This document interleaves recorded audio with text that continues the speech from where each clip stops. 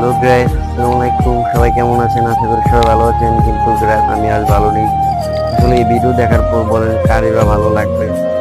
এটা হলে কুমিল্লা বুড়িচং জেলার চৌমনি গ্রামে খুবই ভয়াবহ একটি দুর্ঘটনা। গ্যাস একবারে পুরো কিন্তু দেখতে পাচ্ছেন দোকানপাট একবারে ছাই হয়ে গিয়েছে। তো গ্যাস এটা দেখে খুবই কষ্ট লাগলো। মানুষের অনেক অনেক লাখ লাখ টাকার জিনিস কিন্তু ক্ষতি গেছে। এখানে কিন্তু গ্যাস সিলিন্ডার দেখা যাচ্ছে, গ্যাস সিলিন্ডার কিন্তু ব্লাস্ট হয়েছে। আবার দেখতে পাচ্ছেন সাইকেল, এখানে সাইকেলগুলো কিন্তু পুড়ে ছাই হয়ে গেছে। তো গ্যাস খুবই কষ্টকর একটা ব্যাপার। দোকানপাট কিন্তু আশেপাশে আরো ছিল, এগুলোতে আগুন লাগতে পারেনি।